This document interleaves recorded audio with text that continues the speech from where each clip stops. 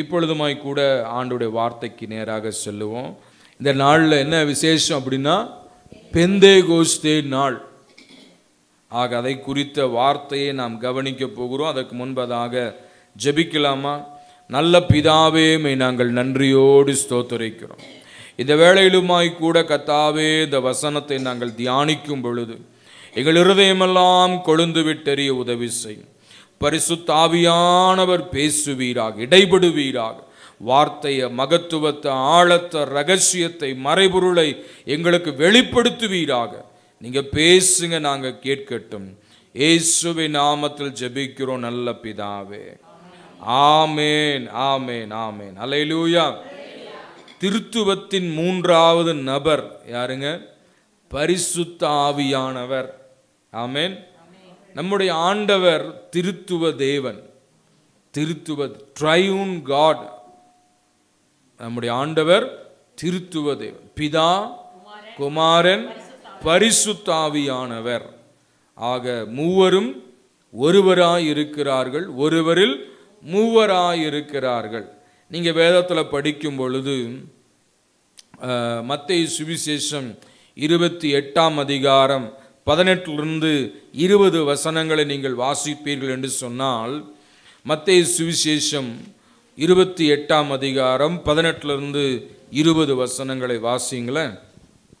அப்பொழுது இயேசு சமீபத்தில் வந்து அவர்களை நோக்கி, வானத்திலும் பூமியிலும் சகல அதிகாரமும் எனக்கு கொடுக்கப்பட்டிருக்கிறது. ஆகையால் நீங்கள் புறப்பட்டு போய் சகல ஜாதிகளையும் சீஷராக்கி பிதா, குமாரன், பரிசுத்த ஆவியின் நாமத்திலே அவர்களுக்கு ஞானஸ்நானம் கொடுத்து.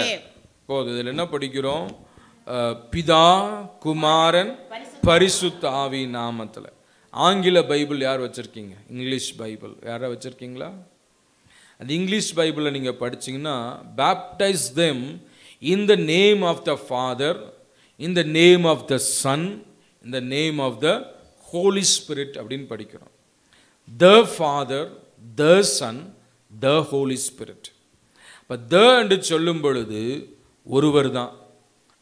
ஏ என்று சொல்லும்போது ஃபாதர் அப்படின்னா நிறையா இருக்கிறாங்கன்னு அர்த்தம். த அப்படின்னு சொன்னால் ஒருவர் தான். அப்போது பிதா, குமாரன், பரிசுத்த ஆவியானவர் நம்முடைய ஆண்டவர். பிதா எப்படிப்பட்டவர்? பட்சிக்கிற அக்னியா இருக்கிறவர். அவருடைய மகிமையை வேற ஒருவருக்கும் கொடாதிருக்கிற ஒரு தேவனாய் இருக்கிறார். Is a God of justice. ஆமென். அடுத்தது குமாரன் எப்படிப்பட்டவர் அப்படின்னா, அவர் அன்புள்ளவராய் இருக்கிறார், இரக்கமுள்ளவராய் இருக்கிறார். மரிப்பதற்காகவே தம்மை தாமே வெறுமையாக்கி அடிமையின் ரூபம் எடுத்து மனித சாயலானவர் இயேசு கிறிஸ்து குமாரன். மூன்றாவது நபர் பிதாவிடத்திலிருந்து புறப்பட்டு வருகிறவர் பரிசுத்த ஆவியானவர். அல்லேலூயா. எப்படிப்பட்டவர் இவர்? பிதாவிடத்திலிருந்து புறப்பட்டு வருகிறவர் பரிசுத்த ஆவியானவர். பிதாவிடத்திலிருந்து புறப்படுகிறவர் பரிசுத்த ஆவியானவர். அல்லேலூயா. இந்த பரிசுத்த ஆவியானவரை குறித்து இயேசு கிறிஸ்து என்ன சொல்றாருன்னா, அப்போஸ்தலர் நடபடிகள் 1ஆம் அதிகாரம் 4வது 5வது வசனத்தை நீங்கள் வாசிக்கும் பொழுது, அப்போஸ்தலர் 1ஆம் அதிகாரம் 4-5 வசனங்களை வாசிங்க. அன்றியும் அவர் அவர்களுடனே கூடி வந்திருக்கும் போது அவர்களை நோக்கி, யோவான் ஜலத்தினாலே ஞானஸ்நானம் கொடுத்தான், நீங்கள் சில நாளுக்குள்ளே பரிசுத்த ஆவியினாலே ஞானஸ்நானம் பெறுவீர்கள். ஆகையால் நீங்கள் எருசலேமை விட்டு போகாமல் என்னிடத்தில் கேள்விப்பட்ட பிதாவின் வாக்குத்தத்தம் நிறைவேற காத்திருங்கள் என்று கட்டளையிட்டார். ஆமென். இயேசு கிறிஸ்து மரித்து அடக்கம் பண்ணப்பட்டு உயிர்த்தெழுந்து 40 நாள் அளவும் அநேகருக்கு பல திருஷ்டாந்தங்கள் மூலமாக, பல தெளிவான நிகழ்வுகள் மூலமாக ஆண்டவர் தன்னை உயிரோடு இருக்கிறவராக காண்பித்தார். 40 நாள் அளவும் காண்பித்தார். அப்புறம் அந்த 40வது நாளில் இயேசு கிறிஸ்து சீஷர்களை அழைத்து கொண்டு அந்த பெத்தானியாவுக்கு போய் என்ன செய்கிறார்? அங்கே கரங்களை உயர்த்தி அவங்களை ஆசீர்வதித்து அவங்களுக்கு முன்பதாக எழுந்தருளி போகிறார் வானத்திற்கு. அப்படி போறதுக்கு முன்னதாக ஆண்டவர் சொன்ன வார்த்தையை தான் நாம் அங்கே வாசித்தோம். அப்போஸ்தலர் 1ஆம் அதிகாரத்தில் 4-5 வசனங்களை வாசிக்கும் பொழுது, நீங்கள் அதாவது பிதாவின் வாக்குத்தத்தம் நிறைவேற காத்திருங்கள் என்று சொல்லுகிறார். ஆமென். Wait for the promise of God என்று சொல்லுகிறார். நீங்கள் எங்கேயும் போகாம அந்த வாக்குத்தத்தம் பண்ணப்பட்ட அந்த பரிசுத்த ஆவியானவரை பெற்றுக்கொள்ளும்படியாக நீங்கள் காத்திருங்கள் என்று சொல்லி அவர் பரமேறி போனார். அந்த சீஷர்கள் எல்லாரும் என்ன செய்கிறாங்கன்னா, அந்த வாக்குத்தத்தத்தை பெற்றுக்கொள்ளும்படியாக அவர் வார்த்தைக்கு கீழ்ப்படிந்து எந்த வீட்டில் அப்பம் புசித்தார்களோ அதே மேல் வீட்டு அறையில் வந்து அவர்கள் ஒருமனப்பட்டவர்களாய் ஜெபத்திலும் வேண்டுதலும் என்ன செய்கிறாங்க, ஏறக்குறைய 10 நாட்கள் அவர்கள் ஜெபத்தில் தரித்திருக்கிறார்கள். அந்த 10 நாட்கள் என்று சொல்லும் பொழுது ஏற்கனவே உயிர்த்தெழுந்து 40 நாட்கள், ஜெபத்தில் காத்திருந்து 10 நாட்கள், ஆக 40ம் 10ம் எவ்வளோ ஆச்சுங்க? 50. 50 என்பது பெந்தேகோஸ்தே நாள். ஆமென். பெந்தேகோஸ்தே நாள். அப்போ அந்த பெந்தேகோஸ்தே பண்டிகை அந்த நாளிலே 50வது நாளிலே அவர்கள் எல்லாரும் ஜெபத்தில் ஒருமனப்பட்டவர்களாக தரித்திருந்த பொழுது, எதுக்கு தரித்திருந்தாங்க? அந்த வாக்குத்தத்தம் நிறைவேற தரித்திருந்தாங்க. இயேசு சொன்னார், நான் போகிறேன், நான் என்ன செய்வேன், உங்களுக்கு ஒரு தேற்றரவாளனை அனுப்புவேன்னார். நான் போய் உங்களுக்கு ஒருவரை அனுப்ப போகிறேன். நான் போகாதிருந்தால் அவர் என்ன செய்ய முடியாது, அனுப்ப முடியாது. யோவான் சுவிசேஷம் 14ஆம் அதிகாரத்தில் நாம் இதை குறித்து வாசிக்கிறோம். யோவான் 14 நம்ம வாசிக்கும் பொழுது, நான் போகிறேன், போய் என்ன செய்கிறேன், உங்களுக்கு பரிசுத்த ஆவியானவரை அனுப்புவேன் அப்படின்னு சொல்லிட்டு ஆண்டவர் போனார். பாருங்க, 14ஆம் அதிகாரம் 16வது வசனத்தை படிங்க. நான் பிதாவை வேண்டிக் கொள்ளுவேன், அப்பொழுது என்றென்றைக்கும் உங்களுடனே கூட இருக்கும்படிக்கு சத்திய ஆவியாகிய வேறொரு தேற்றரவாளனை அவர் உங்களுக்கு தந்தருளுவார். வசனத்துல நான் பிதாவை வேண்டிக் கொள்ளுவேன், அப்பொழுது என்றென்றைக்கும் உங்களுடனே கூட இருக்கும்படி. அல்லேலூயா. எதுக்கு அனுப்புனாரு? என்றென்றைக்கும் நம்மோடு கூட இருக்கும்படி. Always with us. அல்லேலூயா.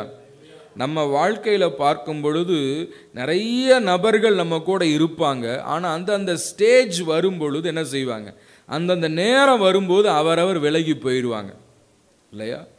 ஆரம்பத்தில் பார்க்கும்போது சின்ன பிள்ளைகளாக இருக்கும்போது வீட்டில் சகோதர சகோதரிகள் இருக்கிறாங்க. வளர்ந்து வளர்ந்து வரும்பொழுது அவங்க படிப்பு, வாழ்க்கை, திருமணம், வேலை என்று வரும்பொழுது என்ன செய்கிறாங்க, பிரிந்து போகிறார்கள். அதே போல் பெற்றோர்களும் அப்படி தான். ஒரு குழந்தை வளர்ந்து 12வது படிக்கிற வரைக்கும் பெற்றோரோடு இருப்பாங்க. 12வது முடித்ததுக்கப்புறம் என்ன செய்வாங்க, காலேஜ், வேலை, திருமணம் போயிடுவாங்க. நண்பர்கள் அப்படி தான் கூடவே இருப்பாங்க. அந்த வகுப்பு முடிஞ்சு அடுத்த வகுப்புக்கு போகும்போது என்ன ஆகும், மாறி போயிடுவாங்க. அல்லது அடுத்த மேற்படிப்புக்கு கல்லூரிக்கு போகும்போது மாறி போயிடுவாங்க. இப்படி எல்லாம் கூடவே இருக்கிற ஆட்கள் எப்பொழுதும் கூடவே இருக்க மாட்டாங்க. ஆனால் பரிசுத்த ஆவியானவர் மாத்திரம் எப்படி இருப்பார், என்றென்றைக்கும். அல்லேலூயா, அல்லேலூயா, ஆமென். நான் வேண்டிக் கொள்ளுவேன், அப்பொழுது உங்களுடனே கூட இருக்கும்படிக்கு சத்திய ஆவியாகிய ஒரு தேற்றரவாளன். அல்லேலூயா. நம்மோடு கூட இருக்கும் பொழுது, ஆமென், நம்மோடு கூட இருக்கும்படியாக. ஆமென். அதனால தான் பக்தன் பாடுகிறார், நிழல் போல என் வாழ்வில் இருப்பவரே. ஒரு தாய் போல தேற்றி, தந்தை போல ஆற்றி, தோள் மீது சுமந்திடும் என் இயேசையா. ஒரு தாய் போல தேற்றி, தந்தை போல ஆற்றி, தோள் மீது சுமந்திடும் என் இயேசையா. உம்மை போல புரிந்து கொள்ள யாரும் இல்லையே. உம்மை போல அரவணைக்க யாரும் இல்லையே. உம்மை போல புரிந்து கொள்ள யாரும் இல்லையே. உம்மை போல அரவணைக்க யாரும் இல்லையே. நீர் போதும் என் வாழ்விலே இயேசையா, நீர் போதும் என் வாழ்விலே. ஆமென். நீர் போதும் என் வாழ்விலே. அல்லேலூயா. இந்த எக்ஸாக்ட் வேர்டு என்னன்னா, நிழல் போல என் வாழ்வில் வருபவரே. நிழல் பாருங்க, எப்பொழுதும் நம்ம கூடவே இருக்கும். நம்ம நிழல் நம்ம கூட இருக்கும். இருக்குமா இருக்காதா? காலையில் நீங்கள் வெளியே எந்திரிச்சு போய் நின்று பாருங்க, உங்கள் நிழல் இருக்கும். மதியானத்தில் பாருங்க நிழல் இருக்கும். சாயந்தரத்தில் பாருங்க நிழல் இருக்கும். நிழல் எப்பொழுதும் கூட இருக்கும். அந்த மாதிரி ஆவியானவர் என்ன செய்வார்? எப்பொழுதும் உங்களோட இருப்பார். அல்லேலூயா. அதனால தான் அது பரிசுத்த ஆவியானவர். ஆமென். நம்மோடு கூட இருக்கும்படியாக இங்கே அழகாக வசனத்தில் போடப்பட்டிருக்கு, என்றைக்கும் உங்களோடனே கூட இருக்கும்படி. Always with as. எப்பொழுது நம்மோடு கூட இருக்கிறவர் யாருங்க? பரிசுத்த ஆவியானவர். அல்லேலூயா. ஆக தேவ பிள்ளை, ஆண்டவர் எவ்வளவு பெரிய தேவன் பாருங்க. நம்ம விட்டு அவர் விலகிறதுக்கு விருப்பமே இல்லை. அதனால தான் நம்ம கூட தங்கி இருக்கும்படியாக அந்த பரிசுத்த ஆவியை கொடுத்திருக்கிறார். அல்லேலூயா. அந்த பரிசுத்த ஆவியானவர் கொடுத்த அடுத்த வசனம் சொல்லுது, உலகம் அந்த சத்திய ஆவியானவரை அறியவில்லை, காணாமலும் அறியாமலும் இருக்கிறபடியால் அவரை பெற்றுக்கொள்ள மாட்டாது. அவர் உங்களுடனே வாசம் பண்ணி உங்களுக்குள்ளே இருப்பதால் அறிவீர்கள். அல்லேலூயா. உலகத்தில் இருக்கிறவனுக்கு பரிசுத்த ஆவியை பற்றி தெரியாது. ஆமென். உலகம் அந்த சத்திய ஆவியானவரை காணாமலும் அறியாமலும் இருக்கிறபடியால் அவரை பெற்றுக்கொள்ள மாட்டாது. உலகத்தில் இருக்கிற மனுஷனுக்கு பரிசுத்த ஆவியை பற்றி தெரியாது. ஆனால் ஆண்டவருடைய பிள்ளைக்கு பரிசுத்த ஆவியை பற்றி தெரியும். ஏன்னா அவர் என்ன செய்கிறாராம்? உங்களுடனே வாசம் பண்ணி நம்மோடு கூட தங்கி இருக்கிறார். வாசம் என்ன அர்த்தம்? நம்மோட தங்கி இருக்கிறதா வாசம் பண்ணுகிறது. அல்லேலூயா. ஆமென். நம்மோடு கூட தங்கி இருக்கிறார், வாசம் பண்ணுகிறவர். நம்ம குடியிருக்கிற இடத்துல அவர் இருக்கிறார். ஆமென். நம்ம வேலைக்கு போகிற இடத்துல அவர் கூட வருகிறார். நம்ம ஒவ்வொரு நிகழ்வுகளிலேயும் ஆண்டவர் என்ன செய்கிறாரு? கூடவே இருந்து. அல்லேலூயா. ஆகவே தான் சொல்லப்படுகிறது, அவர் நிழல் போல நம்முடைய வாழ்க்கையில் கூட இருக்கிறவராய் இருக்கிறார். அல்லேலூயா. அவர் உங்களுடனே வாசம் பண்ணி உங்களுக்குள்ளே இருப்பதால். அல்லேலூயா. பாருங்க என்ன சொல்றாரு யோவான், உங்களுக்குள்ளே வாசம் பண்ணி உங்களுக்குள்ளே இருப்பதால். நீங்க எப்படி சொல்லணும்? எனக்குள்ளே வாசம் பண்ணி எனக்குள்ளே அவர் இருக்கிறார். அல்லேலூயா. ஆமென். ஆமா, நிகழ்காலத்தில் சொல்லியிருக்கிறார், அவர் உங்களுடனே வாசம் பண்ணி உங்களுக்குள்ளே இருப்பதால். அல்லேலூயா. ஒவ்வொருத்தரும் சொல்லுங்க, எனக்குள்ள ஆவியானவர், எனக்குள்ள பரிசுத்த ஆவியானவர். அல்லேலூயா. சந்தேகமா இருக்கா உங்களுக்கு? அல்லேலூயா. பரிசுத்த ஆவியானவருடைய செயல் இல்லைன்னா நீங்க ரட்சிக்கப்பட்டிருக்க முடியாது. பரிசுத்த ஆவியானவருடைய வழிநடத்தல் இல்லைன்னா நீங்க ஆலயத்துக்கு வர முடியாது. அல்லேலூயா. இப்ப அந்த ஆவியானவர் எங்க இருக்கிறாரு? எனக்குள்ளே. எங்களுக்குள்ளே வாசம் செய்யும் ஆவியானவரே, இந்நாளில் உம் சித்தம் போல் நடத்தி செல்லும் ஐயா. எங்களுக்குள்ளே வாசம் செய்யும் ஆவியானவரே, இந்நாளில் உம் சித்தம் போல் நடத்தி செல்லும் ஐயா. ஆவியானவரே, ஆவியானவரே, பரிசுத்த ஆவியானவரே, ஆவியானவரே, ஆவியானவரே, பரிசுத்த ஆவியானவரே. அல்லேலூயா. பரிசுத்த ஆவியானவர் எங்க இருக்காரு? பழைய ஏற்பாட்டில் சொன்னாங்க, பரிசுத்த ஆவியானவர் கிதியோன் மேல இறங்கினார், பரிசுத்த ஆவியானவர் யெப்தாவின் மேல் இறங்கினார், பரிசுத்த ஆவியானவர் சிம்சோன் மேல் இறங்கினார், பரிசுத்த ஆவியானவர் தாவீதின் மேல் இருந்தார். இப்போ என்ன சொல்லுவோம்னா, பரிசுத்த ஆவியானவர் என் மேல் இருக்கிறார். அல்லேலூயா. அவர் எனக்குள்ள இருக்கிறார், அவர் என்னோடு வாசம் பண்ணுகிறார். சந்தோஷமே இல்லையா? அல்லேலூயா. He is with us, he is dwelling in us. அல்லேலூயா. நமக்குள்ளே வாசம் பண்ணுகிறார், நமக்குள்ளே வாசம் பண்ணுகிறார். இப்போ வாசம் பண்ணுறது என்ன அர்த்தம்? தங்கி இருக்கிற, குடி இருக்குன்னு அர்த்தம். பாருங்க, இப்போ நீங்கள் போய் இன்னொருத்தரோட வாசம் பண்ணுவீங்களா? முடியாது. அதுவே ரொம்ப பழக்கப்பட்டவங்களா இருந்தால் என்ன செய்வீங்க? கூட. புரியுது உங்களுக்கு சொல்கிறது? திடுதிப்புன்னு போய் ஒருத்தரோட குடியிருங்கன்னா இருப்பீங்களா? முடியாது. ஆனால் பழக்கப்பட்டவங்களோட இருக்கலாம். அந்த மாதிரி ஆவியானவர் நம்மை சுத்திகரித்து, நம்மை பக்குவப்படுத்தி, நம்மை அவருக்கூடாக வைத்து கொள்ளும்படியாக அவர் நம்ம கூடவே இருக்கிறாருங்க. அல்லேலூயா. ஆமென். இந்த பரிசுத்த ஆவியானவர் கூட இருக்கும் பொழுது என்ன தெரியுங்களா? பரிசுத்த ஆவியானவர் கூட இருக்கும் பொழுது கிடைக்கிற ஆசீர்வாதங்கள் நிறையா உண்டு, சொல்லிட்டே இருக்கலாம். பாருங்க, இந்த ஏசாயால படிக்கிறோம், அலங்கார வஸ்திரம்னு படிக்கிறோம். அந்த அலங்கார வஸ்திரம்னு என்னன்னா, அது பரிசுத்த ஆவியை குறிக்கிறது.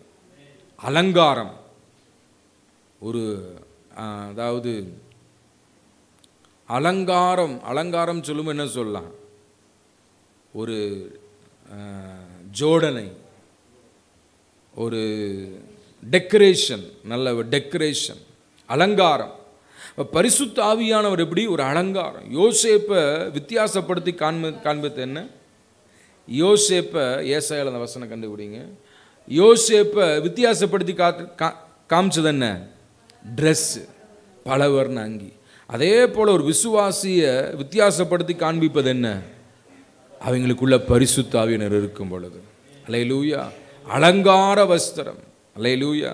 துதி என்னும் ஆடை, அலங்கார வஸ்திரம், நீதி என்னும் சால்வை, இதெல்லாம் பற்றி செய்தி நான் கொடுத்துருக்கிறேன். அந்த மாதிரி அலங்கார வஸ்திரம், அதான் அலங்காரம். பரிசுத்த ஆவியானவர் ஒருவனுக்குள்ளே இருக்கும் பொழுது அவனை அழகுபடுத்துகிறார். அல்லேலூயா. ஏசாயா 59:17 படிங்க. ஐசாயா 59:17. அவர் நீதியை மார்க்கவசமாக அணிந்து இரட்சிப்பென்னும் சீராவை தமது சிரசிலே தரித்து நீதி சரிக்கட்டுதல் என்னும் வஸ்திரங்களை உடுப்பாக உடுத்தி வைராக்கியத்தை சால்வையாக போர்த்து கொண்டார். அதுல என்ன வந்துச்சா? அலங்கார வஸ்திரம் வந்துச்சா? வரலையே.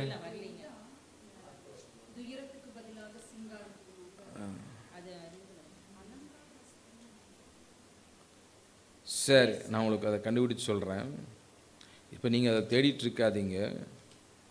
ஆக தேவனுடைய பிள்ளை எதுக்காக சொல்கிறேன்னா, அந்த பரிசுத்த ஆவின்றது ஒரு அலங்காரம். ஆமேன். அதை அழகுபடுத்துகிறவர். ஆமேன். ஒரு மனுஷனுக்குள்ள பரிசுத்த ஆவியினர் இருக்கும் பொழுது அவனை சகல சத்தியத்துக்குள்ளும் ஆண்டவர் நடத்துகிறவர், கூடவே இருக்கிறவர். அல்லேலூயா. கூடவே இருக்கிறவர். சத்திய ஆவியானவர் விலகி போகாத ஒரு தேவன். இந்த சத்திய ஆவியானவரை குறித்து சொல்லும் பொழுது ஏசாயா 52:1 படிங்க. ஏசாயா 52:1.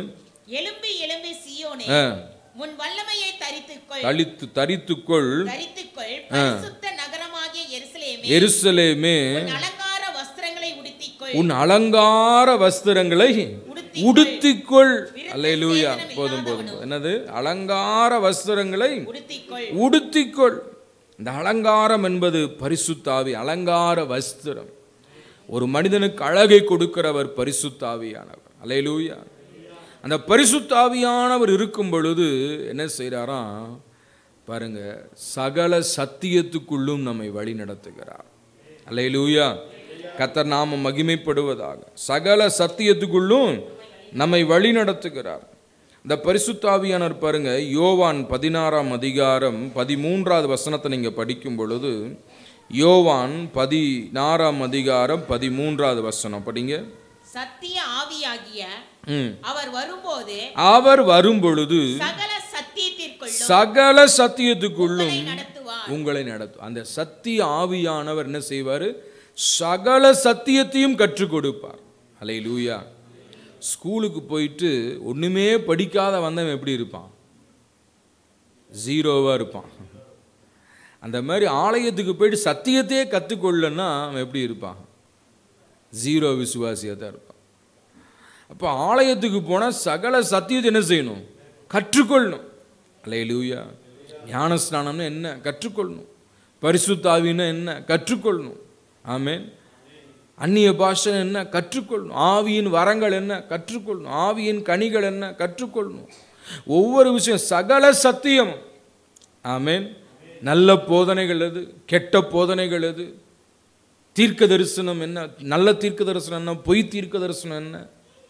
ஆமென். சுவிசேஷம் அறிவிக்கிறது என்ன? ஜெபிக்கிறதுனா என்ன? திறப்பில் நிற்கிறது என்ன? இப்படி சகல சத்தியம். நம்முடைய வசனம் சமூலமும் சத்தியம். இதெல்லாவற்றையும் போதித்து நடத்துகிறவர் யாரு? கற்றுத்தந்து நடத்துகிறவர் யாரு? பரிசுத்த ஆவியானவர். அல்லேலூயா. பரிசுத்த ஆவியானவர். இந்த பரிசுத்த ஆவியானவரை கொடுப்பேன் என்று சொல்லி இயேசு கிறிஸ்து வாக்கு பண்ணியிருந்தார். எப்போ வாக்கு பண்ணியிருந்தார்? அப்போஸ்தலர் நடபடிகள் 1ஆம் அதிகாரம் 4வது 5வது வசனத்தை படிக்கும் பொழுது, Book of Acts chapter 1 verse 4 and 5 படிங்க. அன்றியும் அவர் அவர்களுடனே கூடி வந்திருக்கும் போது அவர்களை நோக்கி, யோவான் ஜலத்தினாலே ஞானஸ்நானம் கொடுத்தான், நீங்கள் சில நாளுக்குள்ளே பரிசுத்த ஆவியினாலே ஞானஸ்நானம் பெறுவீர்கள். ஆமா, என்ன சொல்றாரு பாருங்க. இயேசு கிறிஸ்து பரமேறி போறதுக்கு முன்பதாக இயேசு கிறிஸ்து மரித்தார், அடக்கம் பண்ணப்பட்டார், உயிர்த்தெழுந்தார். 40 நாள் அளவும் அநேக இடங்களிலே அநேக மக்களுக்கு தாம் உயிரோடு இருக்கிறதை காண்பித்தார். அந்த 40வது நாளிலே இயேசு கிறிஸ்து என்ன செய்தார்? சீஷர்களை அழைத்து கொண்டு போய் அவர்களிடத்தில் ஒரு காரியத்தை சொல்லி அவர்கள் கண்கள் முன்பாக பரமேறி போகிறார். இப்போ போகும் பொழுது அவர் சொல்லுகிற காரியம் என்ன? அவர்களை நோக்கி, எவர்களை நோக்கி? சீஷர்களை நோக்கி சொல்றாரு, யோவான் ஜலத்தினால் ஞானஸ்நானம் கொடுத்தான், நீங்கள் சில நாளைக்குள்ளே பரிசுத்த ஆவியினாலே ஞானஸ்நானம் பெறுவீர்கள். ஆகையால் நீங்கள் எருசலேமை விட்டு போகாமல் என்னிடத்தில் கேள்விப்பட்ட பிதாவின் வாக்குத்தத்தம் நிறைவேற காத்திருங்கள் என்று கட்டளையிட்டார். ஆமென். அந்த பரிசுத்த ஆவியானவருடைய அந்த ஆசீர்வாதத்தை பெறுவதற்காக காத்திருங்கள் என்று கட்டளையிட்டார். அவர் கட்டளையிட்டு அவர் என்ன செஞ்சார்? பரமேறி போய்விட்டார். ஜனங்க என்ன செஞ்சாங்க? அந்த சீஷர்கள் அவர்களோட கூட சேர்ந்த 120 பேர் அவர்கள் ஒருமனப்பட்டவர்களாய் அந்த மேல் வீட்டு அறையிலே ஜெபத்திலேயும் வேண்டுதலையும் தரித்திருக்கிறார்கள். 120 were gathered. எதற்காக கூடினார்கள்? அந்த வாக்குத்தத்தம் பண்ணப்பட்ட பரிசுத்த ஆவியை பெரும்படி கூடி ஏறக்குறைய 10 நாட்கள் ஜெபத்திலும் வேண்டுதலும் தரித்திருக்கிறார்கள். அல்லேலூயா. காத்திருக்கிறார்கள், தரித்திருக்கிறார்கள் ஜெபத்தில். இன்னைக்கு வருங்க, ஞாயிற்றுக்கிழமை ஆராதனை 2 மணி நேரம் 2.5 மணி நேரம். இந்த 2.5 மணி நேரம் வந்து உட்கார்றதுக்கு முடியாமல் இருக்கு. ஆனால் அவர்கள் என்ன செஞ்சாங்க? 10 நாள் ஜெபத்திலையும் வேண்டுதலை தரித்திருந்தாங்க. எங்கேயும் எந்திரிச்சு போகல, அந்த அறையிலேயே இருக்கிறாங்க, ஜெபிச்சுட்டே இருக்கிறாங்க. எதுக்காக ஜெபிக்கிறாங்க? அந்த வாக்குத்தத்தம் பண்ணப்பட்ட பரிசுத்த ஆவியை பெற்றுக்கொள்ளணும்.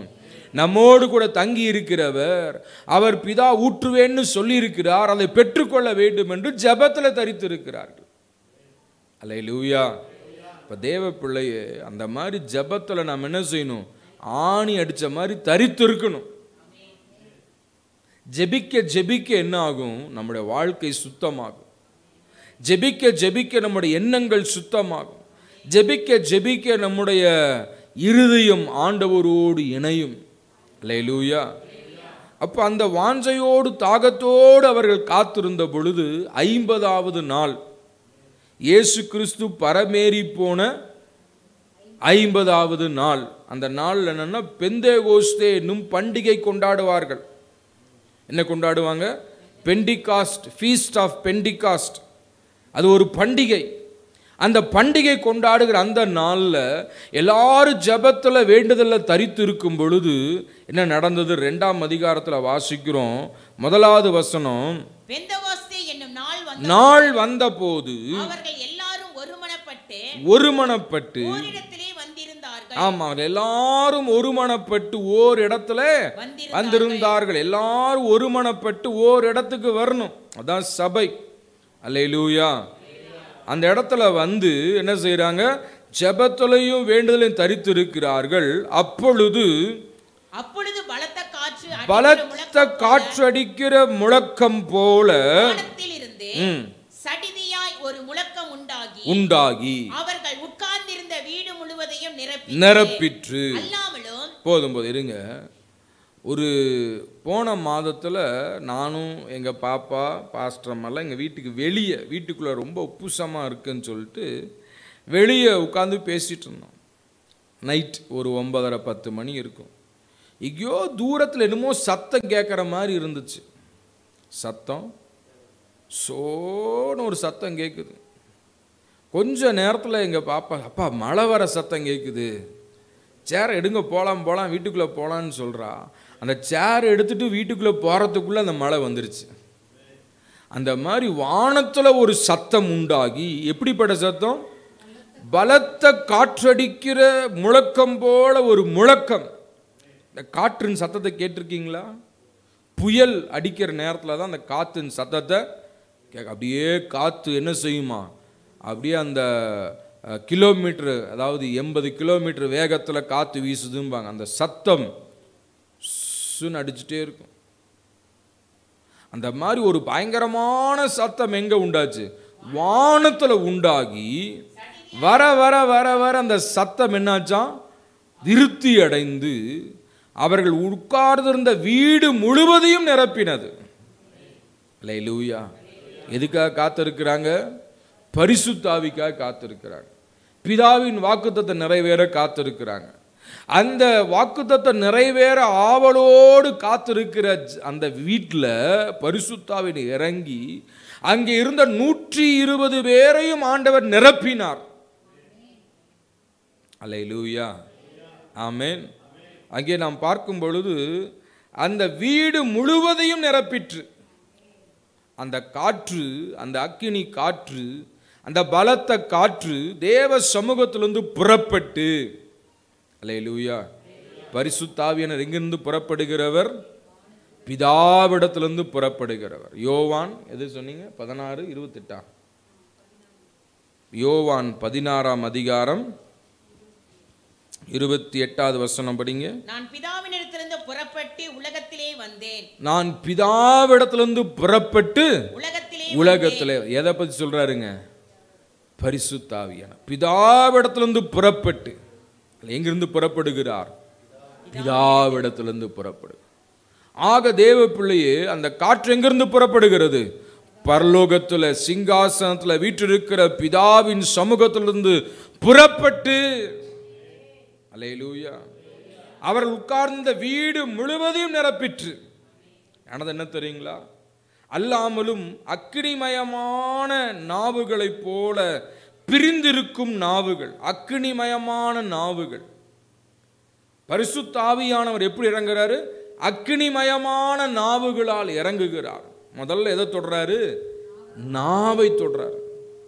நாவு ரொம்ப முக்கியம் இல்லையா? நாவை குறித்து யாக்கோபு சொல்றார், நாவு ஒரு அடங்காத விலங்குன்றார். ஒரு சிறிய தீக்குச்சியை வச்சு ஒரு பெரிய காட்டையே கொளுத்திடலான்றார். அந்த மாதிரி சின்ன நாவுனால் என்ன ஆகும்? பெரிய குடும்பத்தையே ஒண்ணுமில்லாமல் பண்ணி போடும். ஒரு சிறிய சுக்கான் என்ன? ஸ்டேரிங், ஒரு பெரிய கப்பலையே திருப்புது. அந்த மாதிரி சின்ன நாவு பெரிய காரியத்தை செய்யுது. நாவும் நெருப்பு தான் அப்படின்னு சொல்றார். நாவு எரிச்சிரும். அதனால தான் திருவள்ளுவர் கூட சொல்றாரு,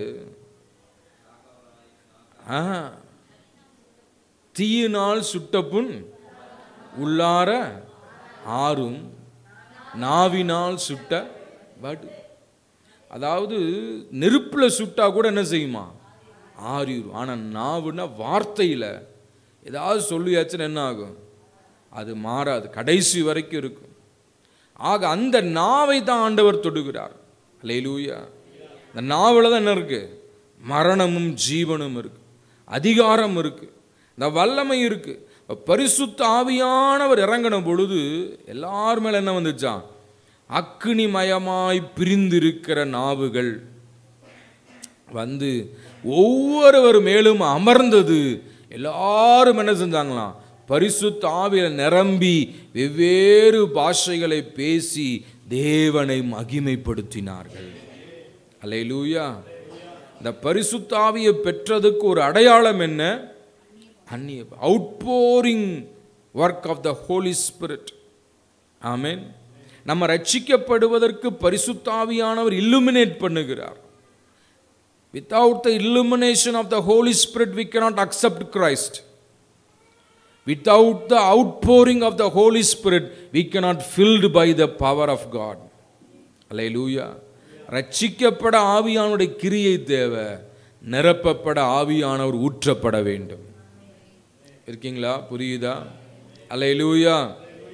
ஆக பெந்தேகோஸ்தே நாளில் ஜெபத்தில் தரித்திருந்தாங்க, காத்திருந்தாங்க. எதுக்கு? அந்த வாக்குத்தத்தம் நிறைவேற. ஆக காத்திருந்த அத்தனை பேர் மேலையும் பரிசுத்த ஆவியானவர் இறங்கினார்.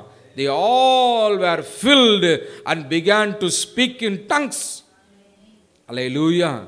அவர்கள் பரிசுத்த ஆவியில் நிரம்பி தேவனை மகிமைப்படுத்தினார்கள். இந்த சத்தமானது என்னாச்சா, it listen by many people. ரொம்ப தூரம் அந்த சத்தமானது போனது. அந்த நேரம் என்ன, காலையில் 9 மணி. காலையில் 9 மணி அளவில் ஒரு மிகப்பெரிய சத்தம் கேட்கும் பொழுது என்ன சத்தம் என்ன சத்தம் என்று வேடிக்கை பார்க்க வந்தார்கள். 18 நாடுகள்லேருந்து ஜனங்க அந்த பெந்தேகோஸ்தே பண்டிகை கொண்டாடும்படி வந்திருந்தாங்க. ஆங்காங்கு இருந்த இஸ்ரவேல் ஜனங்க, ஆங்காங்கு தேசங்களில் போய் சிதறி குடியிருந்தவங்க எல்லாரும் எங்கே வந்தாங்க, பண்டிகை கொண்டாட வந்தார்கள். பண்டிகை கொண்டாட வந்தவங்க காலையில் 9 மணிக்கு என்ன சத்தம் என்ன சத்தம் என்ன சத்தம் அப்படி என்ன செய்வாங்க, வேடிக்கை பார்க்க வருகிறார்கள். சில பேர் வீட்டில் உட்கார்ந்துருப்பாங்க, வெளியே திடீர்னு ஒரு வெடி வெடிக்குது. அவன் சில சொல்லுவான், எவனை வெடிச்சிட்டு போகிறான், நமக்கு என்ன உட்கார்ந்துருக்கிற ஆசாமியும் இருக்கும். ஒரு சின்ன சத்தம் கேட்டாலும் வெளியே வந்து பார்க்குறவங்களும் அந்த மாதிரி அந்த சத்தத்தை கேட்டு என்னமோ சத்தம்னு சொல்லி வெளியே வந்து பார்க்குறாங்க. மேல் வீட்டாரில் சத்தம், எல்லாரும் கூடி வந்து நிற்கிறாங்க. நிற்கும் பொழுது என்ன சொல்கிறாங்க, தேவனுடைய மகத்துவங்களை பேச கேட்கிறோமே. அல்லேலூயா. இவர்கள் எல்லாரும் கலிலேயர்கள், இவர்கள் எல்லாரும் கிணத்து தவளைகள் போல் இங்கே இருக்கிறவங்க. ஆனால் நம்முடைய பாஷைகளில் தேவனுடைய மகத்துவங்களை பேசுகிறோமே. அப்போ அந்நிய பாஷை பேசுகிறவன் என்ன செய்கிறானா, தேவனோடு ரகசியங்களை பேசுகிறான், ஆண்டவரை மகிமைப்படுத்துகிறான், உயர்த்துகிறான், கர்த்தரை போற்றுகிறான், புகழுகிறான். அல்லேலூயா. கர்த்தரை துதிக்கிறதுல ஆண்டவர் என்ன செய்வார், பிரியப்படுகிறவராக இருக்கிறார். அந்த பரிசுத்த ஆவி வரும்பொழுது என்ன ஆகுது, ஒரு புதிய பலன் அவர்களுக்கு கிடைக்கிறது. அல்லேலூயா. எல்லாரும் மகத்துவங்களை பேசுறாங்க பேசுறாங்க பேசிட்டே இருக்கிறாங்க. எல்லாம் கண்ணை திறந்து பார்த்தா சுத்தியிலும் கிரவுடு ஜனங்கள் நிற்கிறாங்க. எல்லாம் யோசிக்கிறாங்க, இவங்க எல்லாம் ஏதோ குடிச்சிட்டு வந்துட்டாங்களாட்டு இருக்கு, அதான் இப்படி வளரிட்டு இருக்கிறாங்க. பேதுரு நடுவாக நின்று சொல்றாரு, இது காலையில் 9 மணி, நீங்க நினைக்கிற மாதிரி நாங்கள் குடிச்சிட்டு வரல, இது பிதாவின் வாக்குத்தத்தம். யோவேல் தீர்க்கதரிசி மூலமாக ஆண்டவர் சொன்னாரு, கடைசி நாட்களில் மாம்சமான யாவர் மேலும் என் ஆவியை ஊற்றுவன்னாரு. அந்த ஆவியை இன்றைக்கு ஊற்றி இருக்கிறார். நீங்கள் பார்க்கிறபடி, நீங்கள் சொல்லுகிறபடி நாங்கள் ஏதோ மதுபானம் பண்ணிட்டு வரல, அந்த பரிசுத்த ஆவியில் நிரம்பி நாங்கள் ஆண்டவரை மகிமைப்படுத்துகிறோம் என்று சத்தியத்தை எடுத்து பேசுறார். அதுக்கு முன்னாடி யாருங்க, பேதுரு பயந்து போயிருந்தவர், பூட்டப்பட்ட கதவுகளுக்குள் இருந்தவர். ஆனால் இப்போ அந்த பரிசுத்த ஆவி வந்த பிற்பாடு என்ன செய்கிறாரு, தைரியமாக வார்த்தையை சொல்லுகிறார். அல்லேலூயா. ஆக பரிசுத்த ஆவி என்பது என்ன? பலன். அல்லேலூயா. அப்போஸ்தலர் 1ஆம் அதிகாரம் 8வது வசனத்தை படிங்களே. Book of Acts chapter 1 verse 8. பரிசுத்த ஆவி உங்களிடத்தில் வரும்போது, பரிசுத்த ஆவி உங்களிடத்தில் வரும்பொழுது நீங்கள் பலன் அடைந்து எருசலேமிலும் யூதேயா முழுவதிலும் சமாரியாவிலும் கடைசி பரியந்தம் எனக்கு சாட்சிகளாய் இருப்பீர்கள். அல்லேலூயா. When the Spirit of the Lord shall come upon you, you will receive the strength of God. அல்லேலூயா. பரிசுத்த ஆவி வரும்போது என்ன செய்வீங்க? நீங்கள் பலன் அடைவீர்கள். அது என்ன பலன்? ஆவியின் பலன். அந்த பரிசுத்த ஆவியின் பலனுக்கு என்ன சொல்றாங்க? டுனாமிஸ். டுனாமிஸ் என்றால் என்ன? பவர். இந்த டுனாமிஸ் எந்த வார்த்தையிலிருந்து வந்தது? டைனமைட் அப்படின்ற வார்த்தையிலிருந்து வந்தது. டைனமோ. ஆரம்பத்தில் சைக்கிள் வச்சுருந்தவங்களுக்கெல்லாம் தெரியும். மணி ஐயா சமயத்தில் சைக்கிளில் வருவார். இந்த சைக்கிளில் முதல்ல லைட் எரியும். இன்றைக்கி சைக்கிள்னால் பிள்ளைங்களுக்கு நம்ம ஊர் தெரியாது, ஆனால் வெளிநாட்டில் எல்லாம் சைக்கிளில் தான் போகிறாங்க. ஏன்னா காசு மிச்சப்படுத்தணும், அவங்களுக்கு எக்ஸசைஸுக்காக சைக்கிளில் போகிறாங்க. நம்ம ஆட்கள் என்ன செய்கிறாங்க? ஒரு சின்ன கடைக்கு போகிறனாலும் 2 வீலர் 4 வீலர் 6 வீலர். ஆனால் அங்கே அந்த சைக்கிளில் பார்த்தீங்கன்னா அந்த பின்னாடி டயரில் பக்கத்தில் ஒரு சின்ன ஒரு உருண்டையாக ஒரு இது இருக்கும். இல்லைங்க ஐயா, டைனமோ. அதை சாயந்தரத்தில் இருட்டு நேரத்தில் போகணுன்னா அதுக்கு ஒரு சின்ன ஒரு கிளிப் மாதிரி கொடுத்து கீழே அமுத்துனா என்ன ஆகும்? அது போய் டயரில் உரையும். உறைஞ்சி சைக்கிள் வீல் சுத்த சுத்த அந்த டைனமோ என்ன செய்யும்? அதை மேலே கருப்பாக இருக்கிற சுற்றும். சுற்றும் போது கரண்ட்டு ப்ரொடியூஸ் ஆகி லைட் எரியும். அதுதான் டைனமோ. அதெல்லாம் பவர், ஜெனரேட்டிங் பவர். அது ஒரு வல்லம் இருக்குது. அது என்ன செய்யுது? உறையும் பொழுது அதில் கரண்ட்டு ப்ரொடியூஸ் ஆகி லைட் எரியுது. அது போல தான் வல்லமை பரிசுத்த ஆவியானவர். அந்த ஆவியானவர் நம்மோடு இருக்கும் பொழுது, அந்த ஆவியானவர் நமக்குள் வரும் பொழுது நம்மை பலனடைய செய்கிறார். அல்லேலூயா. நமக்குள்ள அந்த வல்லமையை கொடுக்கிறார், அந்த பலத்தை கொடுக்கிறார். எத்தனை பேருக்கு புரியுது சொல்றது? தூங்கிட்டு இருந்தீங்கன்னா பெற முடியாது. அப்படியே செத்தவங்கையில் வெத்தலை கொடுத்த மாதிரி உட்காந்துருந்தீங்கன்னா முடியாது. வாஞ்சை இருக்கணும், தாகம் இருக்கணும், பெற்றுக்கொள்கின்ற ஆவல் இருக்கணும். சரிங்களா? இப்போ எல்லாருக்கும் டீ கொடுக்குறாங்க, உங்களை கிராஸ் பண்ணி போகிறாங்க, என்ன செய்வீங்க? சரி போயிட்டு போகுதுன்னு விட்டுருவீங்களா? கொடுங்க கொடுங்க, எனக்கு இன்னும் வரல. அந்த மாதிரி கேட்கணும், வாஞ்சிக்கணும். கேட்கிற எவனும் பெற்றுக்கொள்ளுகிறான். அல்லேலூயா. the power, அந்த டுனாமிஸ், அது எனக்குள்ள வேணும் ஆண்டவரே. பரிசுத்த ஆவி வரும்போது நீங்கள் பலனடைவீர்கள். ஆண்டவர் சொல்ற பரிசுத்த ஆவியை பெறாமல் அதுக்கு முன்னாடி எங்கேயும் போகாதீங்கன்றார். அப்போ ஒரு நாளை தொடங்கும் பொழுது அந்த பரிசுத்த ஆவியில் நிரம்பி அந்த நாளை தொடங்குங்க. ஆண்டவர் தான் சொல்றாரு, நீங்கள் எங்கும் போகாதபடி பிதாவின் வாக்குத்தத்தம் நிறைவேற காத்திருங்க. அதுக்கப்புறம் வெளியே போ, அதுக்கப்புறம் ஊழியம் பண்ணு, அதுக்கப்புறம் எல்லாம் பண்ணுங்க. அதில் ஒரு வல்லமை இருக்கிறது. ஆக தேவ பிள்ளை ஒவ்வொரு நாளும் காலை எழும்புனதும் அந்த பரிசுத்தாவில் நிரம்பி அப்பாட்டுக்கு, அப்பா இந்த நாளுக்குரிய அபிஷேகத்தை கொடுங்க, இந்த நாளுக்குரிய அக்னியை கொடுங்க, இந்த நாளுக்குரிய பலத்தை கொடுங்க. இந்த நாளில் நான் சந்திக்க வேண்டிய காரியம் இருக்குது, நான் செய்ய வேண்டிய வேலைகள் இருக்கிறது, நான் போக வேண்டிய பயணம் இருக்குது, அதில் எல்லாத்துலையும் எனக்கு உதவி செய்ய நம்முடைய பரிசுத்த ஆவியானவர் அனுப்புங்க, நிரப்புங்க. அல்லேலூயா. பக்தன் பாடுகிறது போல் நிரப்பிடுங்க, என்ன நிரப்பிடுங்க. அல்லேலூயா. ஆமென். அந்த பரிசுத்த ஆவியில் நிரம்பும் பொழுது அந்த நாள் அற்புதமான நாளாக இருக்கும். அல்லேலூயா. நீங்கள் காலை எந்திரிச்சு ஜெபிக்காமல் இருந்தீங்க, அந்த நாள் எப்படி இருக்கும்? சனியம் பிடிச்ச நாளாக இருக்கும். இருக்கீங்களா? அல்லேலூயா. ஆண்டவர் சமூகத்தில் வந்து ஜெபிக்காமல் துதிக்காமல் ஆவியில் நிரம்பாமல் இருந்தால் வந்த வண்ணமாக தான் திரும்பி போவீங்க. அல்லேலூயா. ஆக நிரப்பப்பட்டு போகணும். என்ன செய்யணும்? துதிக்கணும். கர்த்தரை மகிழ்ச்சியோட துதிக்கணும், ஆனந்த சத்தத்தோட மகிமைப்படுத்தணும். உயர்த்த உயர்த்த உயர்த்த எல்லா பலவீனமும் மாறும். சகோதரி சொன்னாங்க, பயங்கரமான கை வலி, ஸ்ட்ரெஸ், வேலை வேலை செஞ்சு செஞ்சு கையே கலந்து போகிற மாதிரி வலி. 8 தடவை பாத்திரம் கழுவுறோம் நாங்கள் ஒரு நாளைக்கு. நீங்கள் 8 பாத்திரம் கழுவுறது மூக்கால் அழுறீங்களே, 8 தடவை கழுவுறாங்களாம். யோசிச்சு பாருங்க. அதுக்கு மத்தியிலையும் ஆண்டவரை தேடணும், ஆலயத்துக்கு வரணும், ஜெபிக்கணும், தேவ சமூகத்தில் துதிக்கணும். ஆண்டவரை ஆராதிக்க என்னாச்சு? ஆவியானவர் இறங்கினார், விடுதலை கொடுத்தார். இது மாத்திரை கொடுக்கிற விடுதலை அல்ல, டாக்டர் கொடுக்கிற விடுதலை அல்ல, பரிசுத்த ஆவின்னு கொடுக்கிற விடுதலை.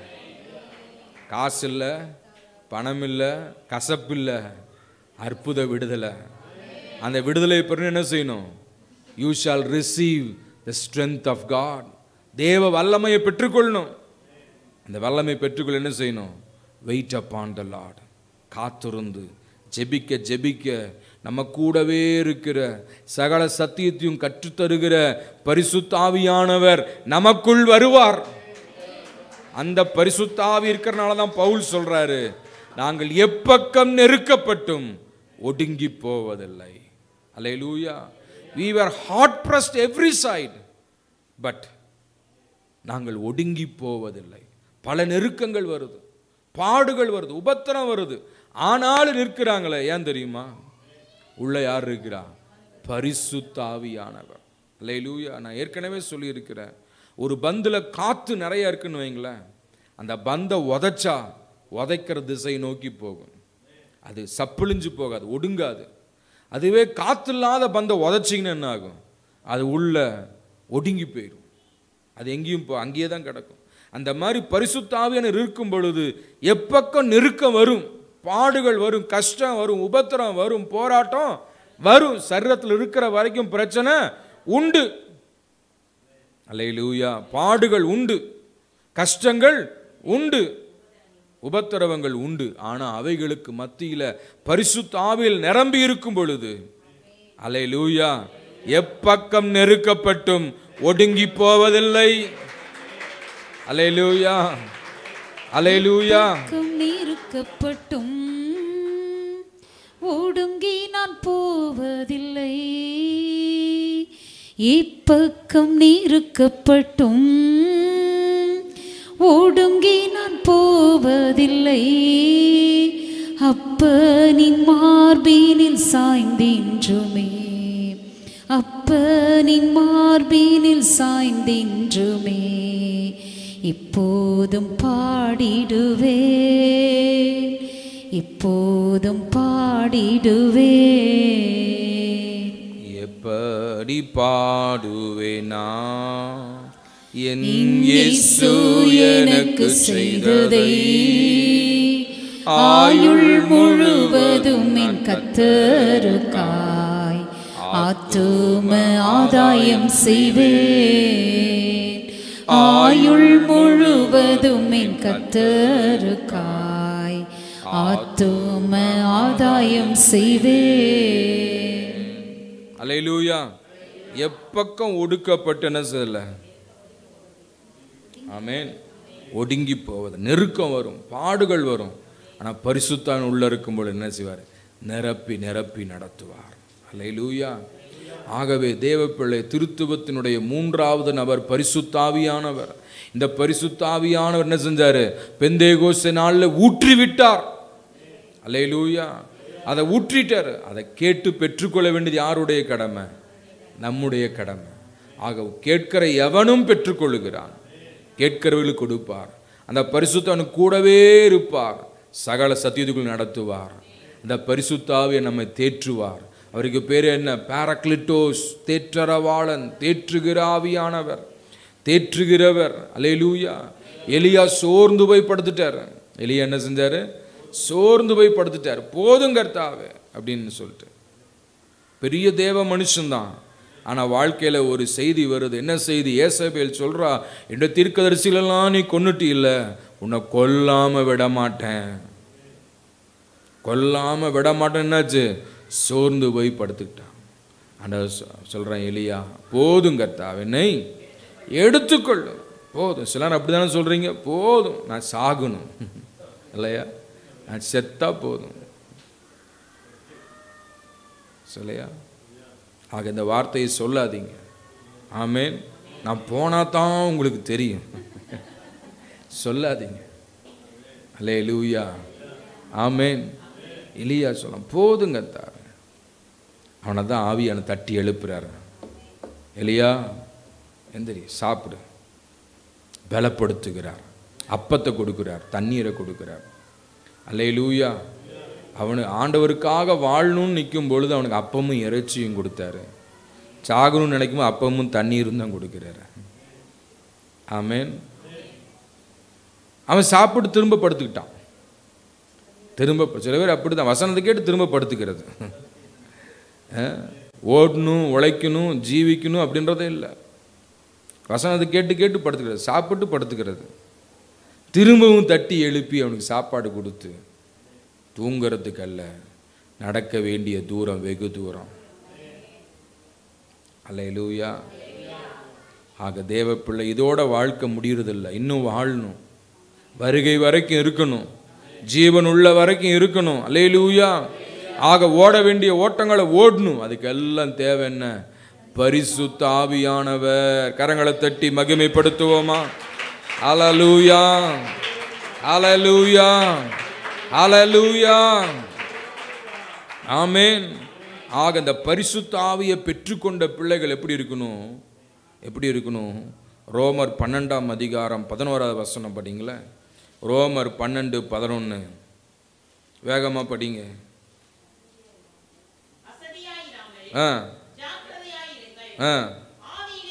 ஆவியிலே அனலாயிருங்கள், கர்த்தருக்கு ஊழியம் செய்யுங்க. ஆவியில அனலா இருக்கணுமா? அப்புறம் கர்த்தருக்கு என்ன செய்யணும்? ஊழியம் செய்யணும். எல்லாரும் ஊழியம் செய்யணும். என்ன ஊழியம் செய்யணும்? சபை நடத்தணுமா? என்ன செய்யணும்? சுவிசேஷத்தை அறிவிக்கணும். ஆமென். Every look and corner, every mountains, every valleys, we have to go and preach gospel. There are people in need. ஜனங்கள் தேவையோடு காணப்படுகிறார்கள். அந்த ஜனங்களுக்கு என்ன செய்யணும்? சுவிசேஷத்தை. ஆவியில அனலா இருக்கணும். அல்லேலூயா. ஆவியில அனலாயிருங்கள். அனல் எப்படி உண்டாகும்? அனல் எப்படி இருக்கும் சொல்லுங்க? ஒரு அடுப்பு எரிஞ்சிட்டே இருந்தால் அனல் இருக்கும். அடுப்பு அணைஞ்சு போச்சுன்னா சொல்லுங்க, சாம்பல் தான் இருக்கும். அடுப்பு எரிஞ்சிட்டே இருந்ததுன்னா கிட்ட போகிறதுக்கு ஜனங்க பயப்படுவாங்க. அடுப்பு அணைஞ்சு போச்சுன்னா அடுப்பு கல் மேலேயே போய் உட்காந்துக்குவாங்க. இருக்கீங்களா? இப்போ ஆவியில் என்ன செய்யணும்? அனலாக இருக்கும். we must be always எப்படி இருக்கணும்? ஃபயர், அக்கினியால் நிரம்பி இருக்கணும். ஸ்தேவானை குறித்து வேதம் சொல்லுகிறது, Stephen was full of fire and full of Holy Spirit. ஸ்தேவான் எப்படி இருந்தாராம்? முழுவதும் பரிசுத்த ஆவியால். அநேக கேரக்டர் எனக்கு பைபிளில் பிடிக்கும். அதில் ரொம்ப பிடிச்சது யாரு? ஸ்டீஃபன். ஸ்தேவான் எப்படி இருந்தாராம் சொல்லுங்க? அப்போஸ்தலர் 6ஆம் அதிகாரம் 8வது வசனம் படிங்களேன். ஸ்தேவான் விசுவாசத்தினாலும் வல்லமையினாலும் நிறைந்தவனாய் ஜனங்களுக்குள்ளே பெரிய அற்புதங்களையும் செய்தான். ஆமென். ஸ்தேவான் எப்படி இருந்தாரா? விசுவாசத்தினாலும் வல்லமையினாலும் நிறைந்தவனாய். ஸ்தேவான் எப்படி இருந்தாரா? விசுவாசத்தினாலும் வல்லமையினாலும். அல்லேலூயா. அதுக்கு முன்னாடி 5வது வசனம் படிங்களேன். அப்பொழுது விசுவாசமும் பரிசுத்த ஆவியும் நிறைந்தவனாகிய ஸ்தேவானையும். அந்த 7 பேரை தேர்ந்தெடுக்கிறாங்க. அதில் ஒருத்தன் எப்படிப்பட்டவன் இன்ட்ரடியூஸ் பண்ணும் பொழுதே வேதம் சொல்லுகிறது, அவன் பரிசுத்த ஆவியினால், அதாவது விசுவாசத்தினாலும் பரிசுத்த ஆவியினாலும் நிறைந்தவனாகிய ஸ்தேவான். ஆங்கில பைபிளில் படிக்கும் பொழுது Stephen was full of Holy Spirit என்று சொல்லப்பட்டிருக்கு. முழுவதும் பரிசுத்த ஆவியால் நிரம்பி இருக்கிறான். அல்லேலூயா. அந்த முழுவதும் பரிசுத்த ஆவியால் நிரம்பி இருந்தபடினாலே அவனை எதிர்க்கும்படியாக 5 பகுதி மக்கள் வருகிறார்கள். 5 பகுதியிலிருந்து வருகிறார்கள். 9வது வசனம் 10வது வசனத்தை படிக்கும் பொழுது லிப்தீனர் வருகிறார்கள், கிரேக்கர் வருகிறார்கள், அலெக்சாந்திரியா பட்டணத்திலிருந்து வருகிறார்கள், சிலிசியா நாட்டிலிருந்து வருகிறார்கள், ஆசியா தேசத்தார் வருகிறாங்க. சகல மனிதரும் எழும்பி 5 பகுதியிலிருந்து ஜனங்கள் எழும்பி ஸ்தேவானுடனே தர்க்கம் பண்ணினார்கள். ஸ்தேவானோடு என்ன செய்கிறாங்க? வாக்குவாதம் பண்றாங்க, எதிர்த்து நிற்கிறாங்க. வேதம் என்ன சொல்லுகிறது? அவன் பேசின ஞானத்தையும் ஆவியையும் எதிர்க்க அவர்களால் கூடாமற் போயிற்று. அல்லேலூயா. They cannot stand against the wisdom and the spirit which Stephen had. அல்லேலூயா. ஸ்தேவானுடைய ஆவியையும் அவன் பேசின ஞானத்தையும் அவர்களால் எதிர்க்க கூடாமல் போய், they cannot stand before Stephen. Why?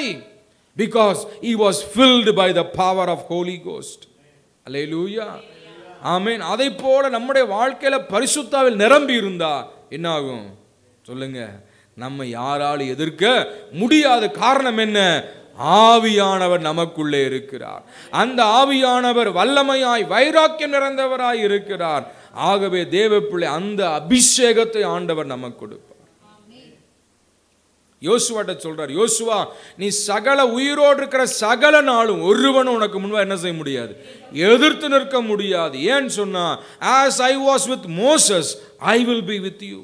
நான் உன்னோடு கூட இருப்பேன். மோசையோடு இருந்தது போல உன்னோடு இருப்பேன். ஆக ஒருவன் என்ன செய்ய முடியாது? பரிசுத்த ஆவின்றது பலன். ஒருவரும் எதிர்க்க முடியாத ஒரு பலனை ஆண்டவர் கொடுப்பார். அல்லேலூயா. அந்த பலன்ல தான் ஸ்டீஃபன் என்ன செஞ்சாராம்? நிறைய அற்புதங்களையும் அடையாளங்களையும் செய்தார். இன்னைக்கு நமக்கு என்ன வேணும்? நான் ஜெபிச்சா வியாதி சுகமாகணும். நான் ஜெபிச்சா ஆண்டவர் அப்படியே எல்லாத்தையும் வெளிப்படுத்திடணும். அதுக்கெல்லாம் என்ன தேவை? அபிஷேகம், ஆழமான ஜெபம், வைராக்கியமான ஜெபம். ஜெபத்தில் பழக பழக ஆண்டவரோடு உறவாட அல்லேலூயா, அந்த பரிசுத்த ஆவி நமக்குள்ள தங்கி இருப்பார், வல்லமையாய் இருப்பார். அல்லேலூயா. அந்த ஆவியை அவித்து போடாதிருங்கள், அதை அனல் மூட்டி எழுப்பிக் கொண்டே இருங்கள்னா என்ன அர்த்தம்? Every day we need to be filled by the power of the Holy Ghost. ஆவியில் நிரம்பி நிரம்பி நிரம்பி ஜெபிக்க ஜெபிக்க ஜெபிக்க ஆண்டவர் என்ன செய்வார்? அவருக்காக பெரிய காரியங்களை செய்வார். அல்லேலூயா. ஆக இப்படிப்பட்ட வாக்குத்தத்தத்தெல்லாம் ஆண்டவர் கொடுத்துருக்கிறார். நம்ம என்ன செய்யணுங்க? இதெல்லாம் கேட்டுட்டு இதுக்கு எனக்கு ஒத்து வராது அப்படின்னு போய் படுத்துக்கணுமா? என்ன செய்யணும்? எப்படியாவது அதை நான் பெற்றுக்கொள்ள வேண்டும், எப்படியாவது நான் அதை வாஞ்சிக்கிறேன். அவங்களுக்கு கிடைச்ச அதே அனுபவம் எனக்கு வேணும், அவங்களுக்கு கிடைத்த அதே அபிஷேகம் எனக்கு வேணும். ஆமென். எலியா மேல இருந்த அபிஷேகம் எலிசாவுக்குள் இறங்கினது போல. அல்லேலூயா. ஆமென். எதை வாஞ்சிக்கணும் சொல்லுங்க? அபிஷேகத்தை வாஞ்சிக்கணும். அல்லேலூயா, அல்லேலூயா, அல்லேலூயா. ஆமென். இப்போ மெல்வின் ஐஃபோன் வச்சிருக்கிறாரு, நானும் வாங்கணும். அதல்ல, அவர் ஆவியில் நிரம்பி ஜெபிக்கிறார், நானும் ஜெபிக்கணும். அவர் புல்லட் வச்சிருக்கிறார், நானும் வாங்கணும். அதல்ல, என்னது? நானும் ஜெபிக்கணும்ப்பா, நானும் ஆண்டவர் ஆராதிக்கணும்ப்பா. அல்லேலூயா. ஆவிக்குரிய வாழ்க்கையில் வளர்றதுக்கு அளவே கிடையாதுங்க, லிமிட்டே கிடையாது. வளர்ந்துட்டே இருக்கலாம். அல்லேலூயா. பெருகிட்டே இருக்கலாம். அந்த மாதிரி பரிசுத்த ஆவியை ஊற்றிவிட்டார். கேட்டு பெற்றுக்கொண்டு ஆழமான அனுபவங்களுக்குள்ள போகணும், ஜெபத்தின் ஆழத்துக்குள்ள போகணும். ஆமென். இந்த ஜெபத்தின் ஆழத்துல தான் ஆண்டவர் நிறைய பொக்கிஷங்களை வச்சிருக்கிறார். பூமியின் ஆழத்துல தான் என்ன இருக்குங்க? தங்கம், வெள்ளி, வைடூரியம் எல்லாமே இருக்கு. அந்த மாதிரி ஆழமான ஜெபம், ஆழமான விசுவாசம், ஆழமான அனுபவம். கடலின் ஆழத்துல தான் முத்து இருக்கு, கடலின் ஆழத்துல தான் நிறைய பொக்கிஷங்கள் இருக்கு. அந்த மாதிரி என்ன செய்யணும்? we must be deepened in prayer, in faith. அந்த மாதிரி ஆழமான ஒரு அனுபவத்துக்குள்ள வர வரதான் நிறைய பொக்கிஷங்கள் ஆண்டவர் வச்சிருக்கிறாருங்க. அல்லேலூயா. சில பேருக்கு நுனிப்புள்ள மாத்திரம் மேஞ்சா போதும், அப்படியே சர்வீஸ்க்கு வரணும், ஆடாமல் அசையாமல் உட்காரணும். அப்படி உட்காரும்போது மேலே பார்க்கறது, தலைக்கு மேலே ஃபேன் இருக்கா, அப்படியே உட்காரணும், எதுவும் பண்ணக்கூடாது. அப்படியே என்ன செய்யணும்? எந்திரிச்சு போயிடணும். அல்லேலூயா. அப்படி இருந்தால் முடியுமா சொல்லுங்க? ஒரு ஒரு ஒரு அசைவு வேணும். பரிசுத்த ஆவி வந்தபோது உலர்ந்த எலும்புகளில் என்ன செஞ்சான்? அசைவு உண்டாயிற்று. எசேக்கியேல் சொல்ற தீர்க்க தரிசனத்தில் dry bones, valley of dry, பள்ளத்தாக்கு முழுக்க உலர்ந்த எலும்புகள். அதப்பா தீர்க்க தரிசனம் சொல்றாரு பாருங்க, அந்த உலர்ந்த எலும்புகள் அதுக்குள்ள உயிர் வந்தது, அது ஒன்றோடு ஒன்று பொருந்தினது. வார்த்தையை கேட்கும்போது என்ன வரணும்? உணர்வு வரணும், உயிர் வரணும். அல்லேலூயா. நானும் தேடணும், நானும் ஜெபிக்கணும், நானும் ஆராதிக்கணும், உணர்வு வரணும். அல்லேலூயா.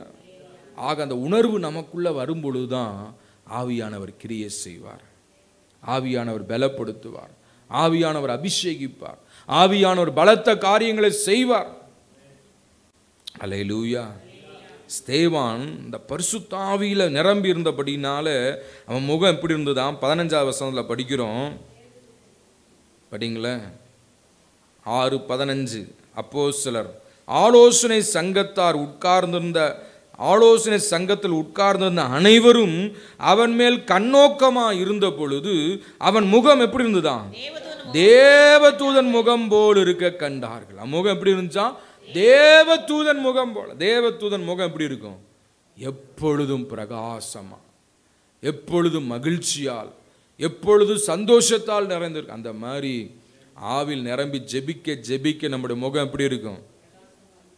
இருட்டடைஞ்ச முகமா, கருவழிஞ்ச முகமா அப்படி இருக்குமா? எப்படி இருக்கும்? தேவ தூதருடைய முகத்தை போல பிரகாசமா. ஒருவேளை முகம் கருப்பா இருக்கலாம், அந்த கருப்புக்குள்ள எனக்கு ஒரு பிரகாசம். அல்லேலூயா. ஒரு கில்டரிங், ஒரு ரேடியன்ஸ், அது ஒரு மகிமையை ஆண்டவர் வச்சிருப்பார். அல்லேலூயா. ஆக தேவ பிள்ளையே, பரிசுத்த ஆவி நிறைஞ்சிருந்ததுனால என்னாச்சுங்களாம்? அவன் முகம் தேவ தூதனுடைய முகம் போல. அல்லேலூயா. ஸ்தோத்திரம். ஆகவே தேவ பிள்ளையே, அந்த அபிஷேகத்தை பெற்றுக்கொள்ளணும், ஆண்டவருக்காக எழும்பணும். எழும்பு எழும்பு சீயோனே, உன் வல்லமையை தரித்துக்கொள், உன் அலங்கார வஸ்திரங்களை உடுத்திக்கொள். எழும்பு. அல்லேலூயா. எழும்பு, எந்திரிக்கணும். ஆமென். அன்னாள் எழுந்தாள், எல்கானா எழும்பினான். அல்லேலூயா. எழும்பாத வரைக்கும் அங்கே எதையும் பார்க்க முடியாது. எழும்பி போரடிக்கணும், எழும்பி வேலை செய்யணும், எழும்பி உழைக்கணும். அல்லேலூயா. போன வாரம் வியாழக்கிழமை எலிலையா வீட்டில் வீட்டுக்கூட்டம் நடந்துச்சு. அங்கே சொன்ன ரூத் எழும்பினாள். 2 பேரும் விதவை, மாமியார் விதவை, மருமகளும் விதவை. 2 பேரும் ஒண்ணுமில்லாம வெறுமையா வராங்க. போகும்போது பரிவாரத்தோட போனாங்க, வரும்போது என்ன செய்யறாங்க? மஞ்சப்பையை தூக்கிட்டு வராங்க. ஒன்றும் இல்லை. அவள் சொல்ல, போகும்போது நிறைவுள்ளவளாய் போனேன், வரும்போது வெறுமையா வரேன்.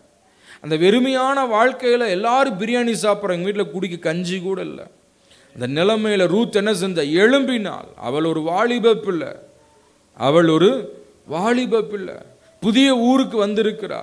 எப்படி என்ன எதுன்னு தெரியாது. ஆனால் அவளுக்குள்ள ஒரு வைராக்கியம் என்ன? எத்தனை நாள் நான் இப்படியே இருப்பது? எல்லாரும் அறுக்க போகிறார்கள், நான் மாத்திரம் அமைதியாக இருந்தால் என் குடும்பம் எப்படி சாப்பிடும்? என் குடும்பம் எப்படி மேன்மை அடையும்? அவள் சொல்ற, நான் போறேன். ஏழைகளுக்கும் திக்கற்றவர்களுக்கும் ஆண்டவர் ஒரு வழியை வச்சிருந்த. என்ன வழி? நிலத்தில் அறுவடை செய்யும் பொழுது சிந்தினதை பொறுக்காத, ஓரம்பார இருக்கிறத அறுக்காத, முதல்ல ஒரு பறிச்சிட்டுனா பின் பறிப்புக்கு போகாத. நம்ம ஆட்கள் என்ன செய்வான்? மாங்காயை பறித்து எங்கே ஒன்று விட்டுட்டுன்னு தேடுவான். ஆண்டவர் சொல்ல, விற்று பின் பறிப்புக்கு போகாத. சாப்பாடு சாப்பிடும் பொழுது சாப்பாடு கீழே விழுதா, அதை பொறுக்கி போடாத. அதை அதான் சொல்றாருல்ல, மேஜையிலிருந்து விழும் துணிக்கைகளை நாய்கள் சாப்பிடுமே. ஏழைகளுக்கு திக்கற்றவர்களுக்கு என்ன செய்யணும்? விட்டணும். அப்ப பாருங்க, அதையெல்லாம் என்ன செய்யறா? அவ பொருட்படுத்தாம அவள் போகிறாள், எழும்பினாள், அவ போறா. ஆண்டவர் நடத்தினார். அல்லேலூயா. அவளுக்கு அது தற்செயலாய் கிடைச்சது, ஆனா தேவ திட்டப்படி அவளை நடத்தினார். அதே போல நீங்களும் நானும் எழும்பாவிட்டால் ஒரு உயர்வை பார்க்க முடியாது, ஒரு உயர்வை சந்திக்க முடியாது. ஆகவே இந்த வார்த்தையை கேட்டுக்கொண்டிருக்கிற தேவ சபையே, நீ கர்த்தருக்காக எழும்பணும். ஆண்டவருக்காக என்ன செய்றீங்க? யோசிச்சு பாருங்க. உங்களுக்காக வேலை செய்றீங்க, உங்களுக்காக சாப்பிட்றீங்க, உங்களுக்காக தூங்குறீங்க, உங்களுக்காக உழைக்கிறீங்க. கர்த்தருக்காக என்ன செய்றீங்க? திறப்பின் வாசல்ல நின்று ஜெபிக்கிறீங்களா? இரவு நேரத்தில் ஜெபிக்கிறீங்களா? ஆமீன். உபவாச கூடத்தில் ஜெபிக்கிறீங்களா? 7 மணி நேரம் ஜெபத்தில் ஜெபிக்கிறீங்களா? காலை எந்திரிச்சதையும் ஓடுறோம். எதுக்கு? சம்பாதிக்கணும், சாப்பிடணும், வீட்டை கட்டணும், குடும்பத்தை கட்டணும், கடனை கட்டணும். ஆண்டவருக்காக செய்கிற வேலை என்ன? கேள்வி கேளுங்க. ரூத் எழும்பினாள். அந்த எழும்பினது என்ன சரிங்களா? ஒரு பெரிய உயர்வை கொடுத்தது. அல்லேலூயா. அதை போல நீங்கள் எழும்பும் பொழுது ஆண்டவர் உங்களுக்கு பெரிய உயர்வை கொடுப்பார். அல்லேலூயா. இந்த ஸ்தேவான் எழும்பினான், ஆண்டவருக்காக வைராக்கியமா செயல்பட்டான். நடந்தது என்ன? கல்லடி. brutal way of killing people. கொடூரமாக ஜனங்களை கொல்லுவது. கல்லிலேயே ஒரு மனுஷன் அடிச்சு கொள்றது. சத்தியத்தை பேசினவனுக்கு கிடைச்சது என்ன? கல்லடி. ஆனால் அந்த கல்லடிக்கு மத்தியில் அவன் முழங்கால் படிட்டு ஜெபிக்கிறான். அடிக்கிற மக்களுக்காக ஜெபிக்கிறான். அந்த ஸ்தேவான் சொல்லுகிறான், எனக்காக வானம் திறக்கப்பட்டிருக்கிறது. அல்லேலூயா. heaven is open for me. பிதாவானவர் எழும்பி நின்று வரவேற்கிறார். பிதாவே எழும்பி நிற்கும் பொழுது முழு பரலோகம் எழும்பி இருக்கும். யார் வரா? யார் வரா? பிதா எழுந்து நிற்கிறாரே, யார் வரா? ஆண்டவருக்காக வல்லமையால் நிரம்பி இருந்த ஸ்தேவான் உள்ளே வருகிறான். அதை போல உங்களுக்கு எனக்கும் பரலோகத்துக்கு போகும்போது ஒரு வரவேற்பு இருக்கணும்னா ஆவியில் நிரம்பி ஆண்டவருக்காக ஊழியம் செய்யுங்க. ஆத்துமாக்களை ஆதாயப்படுத்துங்க, ரட்சிப்புக்குள்ள வழி நடத்துங்க. அதனால மரணமே வந்தாலும் பரவாயில்ல, ஒரு பெரிய ஆமென் வரவேற்பை ஆண்டவர் பரலோகத்தில் நமக்கு வைத்திருக்கிறார். அல்லேலூயா. ஆக அந்த பரிசுத்த ஆவியை பெற்றதுனால தான் ஸ்தேவான் முதல் இரத்த சாட்சியாக சபைக்காக தன் உயிரையே கொடுக்கிறார். தேவ சபைக்காக. சபை என்பது என்ன? தேவன் சுய ரத்தத்தினால் சம்பாதித்த அவருடைய சொத்து, அதான் சபை. அல்லேலூயா. ஆண்டவருக்காக ஜீவனையும் கொடுக்க ஆயத்தமாய் எழும்புங்கள். கர்த்தர் உங்களை மகிமையாய் நடத்துவார் என்று சொல்லி இந்த வார்த்தைகளை நிறைவு செய்கிறேன். கர்த்தர் தாமே இந்த வார்த்தைகளை ஆசீர்வதிப்பாராக. ஆமேன்.